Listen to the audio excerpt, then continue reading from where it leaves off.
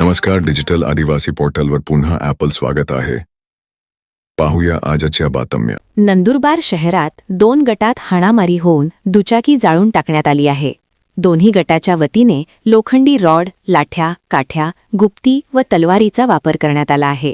दोन्ही गटाच्या वतीने परस्पर विरोधी फिर्याद दाखल करत 43 जणांविरुद्ध नंदुरबार शहर पोलीस ठाण्यात गुन्हा दाखल करण्यात आला आहे. राजबर्डी धडगाव रस्त्यावर अक्राणी व बिलगाव वनविभागाचे पथक गस्त घालीत असताना पहाटे 4 वाजेच्या सुमारास गस्त घालीत असताना पिकअप वाहनातून बेकायदेशीरपणे साग लाकडांची तस्करी करताना वनविभागाच्या पथकाने पकडले असून सुमारे 3 लाखांचा मुद्देमाल जप्त करण्यात आला आहे. वाहनाचा चालक अंधाराचा फायदा घेत वाहन सोडून पसार झाला आहे. राज्य सरकारच्या तिजोरीत निर्माण झालेल्या खडखडाटामुळे कंत्राटदारांचे तब्बल 77,000 कोटी रुपयांचे देणे थकल्याचा गंभीर आरोप राज्य कंत्राटदार महासंघाने केला आहे.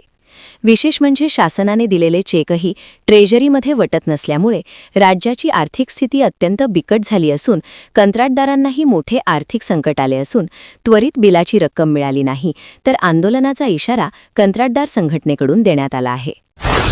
शहादा येथील पंचायत समिती कार्यालयातील कनिष्ठ सहाय्यकाने तक्रारदाराकडून 2,50,000 रुपयांची लाच स्वीकारल्याप्रकरणी लाचलुचपत प्रतिबंधक विभागाने यशस्वी सापळा कारवाई करत आरोपीस रंगेहात अटक केली आहे. या प्रकरणी शहादा पोलीस ठाणे येथे गुन्हा दाखल करण्यात आला आहे. गुजरात राज्यातील निझार येथील जगदीश रघुनाथ पटेल यांची अखिल भारतीय गुज्जर महासभेचा राष्ट्रीय महामंत्रीपदी सर्वानुमते निवड करण्यात आली आहे. या निवडीची घोषणा महासभेचे राष्ट्रीय अध्यक्ष दीपक पाटील आणि राष्ट्रीय सरचिटणीस बच्चूसिंग बैसला यांच्या मार्गदर्शनाखाली करण्यात आली. नंदुरबार तालुक्यातील कोरीट मंडळा जिल्हा अधीक्षक कृषी अधिकारी शंकर किरवे यांनी विविध कृषी योजनांच्या अंमलबजावणीची पाहणी केली. यावेळी तालुका कृषी अधिकारी एस राजपूत, उपकृषी अधिकारी करणसिंग गिरासे उपस्थित होते.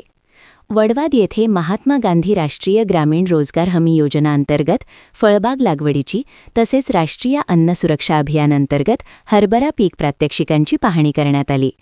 काकर्दे येथे महाविस्तार AI ॲप नोंदणीसाठी आयोजित शिबिराला भेट देऊन शेतकऱ्यांशी संवाद साधला. होळतर्फे रणाळे येथे शेततळे कामाची प्रत्यक्ष पाहणी करण्यात आली. आराळे येथे फलोत्पादन योजनेअंतर्गत उभारण्यात आलेल्या पॅक हाऊसची तपासणी करून कामाच्या गुणवत्तेबाबत समाधान व्यक्त करण्यात आले.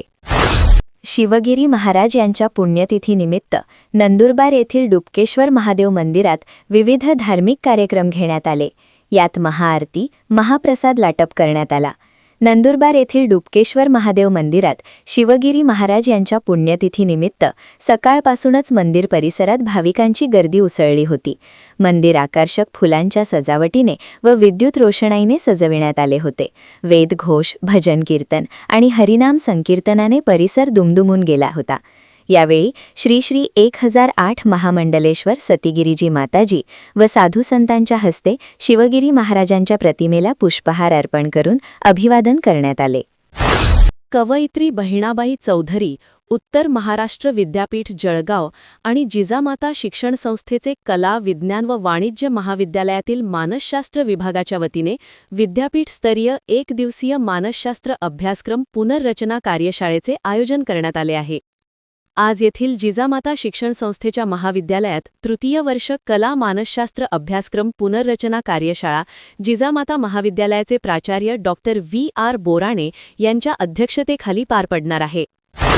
नंदुरबार जिल्ह्यात राज्य शासनाच्या राष्ट्रीय बाल स्वास्थ्य कार्यक्रम अंतर्गत बालकांच्या आरोग्य संवर्धनासाठी प्रभावी काम सुरू असून जिल्हा शल्यचिकित्सक डॉक्टर विनय सोनवणे यांच्या मार्गदर्शनाखाली या योजनेची यशस्वी अंमलबजावणी होत आहे. 0 ते 18 वर्षे वयोगटातील बालकांची सर्वसमावेशक आरोग्य तपासणी शासकीय व निमशासकीय शाळा, आश्रमशाळा आणि अंगणवाडी स्तरावर करण्यात येत आहे. या तपासणी मोहिमेमध्ये बालकांचे आजार ओळखणे, तात्काळ उपचार देणे, गरजू बालकांना संदर्भ सेवा उपलब्ध करून देणे, प्रतिबंधात्मक आरोग्य सेवा व समुपदेशन अशा विविध बाबींचा समावेश आहे. नंदुरबार येथील श्री गोवर्धन सिंगजी शैक्षणिक सेवा समिती संचलित PG हॉस्पिटल आयुर्वेदिक व PG मेडिकल कॉलेज आयुर्वेद तर्फे आज दिनांक 25 फेब्रुवारी रोजी मोफत रोगनिदान व चिकित्सा शिबिर सकाळी 10 वाजेपासून तर सायंकाळी 5 वाजेपर्यंत चौपाळे येथील श्री रामदेव बाबा मंदिरात होणार आहे. आरोग्य तपासणी शिबिराचा चौपाळे व परिसरातील नागरिकांनी लाभ घ्यावा असे आवाहन संस्थेचे चेअरमन पुष्पेंद्र सिंग रघुवंशी, संस्थेचे संचालक सिद्धार्थ रघुवंशी, कार्यकारी अध्यक्ष ॲडव्होकेट रुद्र प्रताप रघुवंशी, हॉस्पिटल व मेडिकल कॉलेज आयुर्वेदिकचे प्राचार्य डॉक्टर अनिल बुर्ले, डॉक्टर कारंचरी यांनी केले आहे. साक्री तालुक्यातील खोरी शिवारात असलेल्या सुझलॉन विंड एनर्जी प्लॅन्टच्या K32 टॉवरमधील कॉपर केबल चोरी प्रकरणाचा पर्दाफाश झाला असून कंपनीतील अधिकाऱ्यांचाच सहभाग असल्याचे उघडकीस आलं आहे. या प्रकरणी निजामपूर पोलीस ठाण्यात 8 जणांविरुद्ध गुन्हा दाखल करण्यात आला असून दरोडा टाकणारे कंपनीतील 2 संशयित अधिकाऱ्यांना पोलिसांनी अटक केली आहे. पसार झालेल्या उर्वरित संशयितांचा शोध पोलीस पथक घेत आहे. पिंपळनेर येथे 19 फेब्रुवारी रोजी लग्न समारंभादरम्यान 3 युवकांची निघृण हत्या झाल्यानंतर शहरासह साक्री तालुक्यात तीव्र संताप व्यक्त होत आहे. या पार्श्वभूमीवर समस्त साक्री शहर जनता व पीडित कुटुंबियांनी तहसीलदार आणि साक्री पोलीस ठाण्यास निवेदन सादर करून तात्काळ आर्थिक मदत व कुटुंबातील एका सदस्यास शासकीय नोकरी देण्याची मागणी केली आहे. मागण्या मान्य न झाल्यास आज दिनांक 24 व्यापक मोर्चा काढण्याचा इशारा देण्यात आला आहे. नंदुरबार जिल्ह्यात मार्च ते जून-जुलैपर्यंत काही गावांमध्ये संभाव्य पाणीटंचाई जाणवण्याची शक्यता आहे. या पार्श्वभूमीवर ग्रामीण पाणीपुरवठा विभागाच्या वतीने 285 गावांमध्ये विहीर अधिग्रहणासह 115 विहिरींची दुरुस्तीचा समावेश आणि 3 टँकरने पाणीपुरवठा असा सुमारे 5,63,00,000 रुपयांचा कृती आराखडा बनवला आहे. या आराखड्यात विविध उपाययोजना प्रस्तावित करण्यात आल्या आहेत.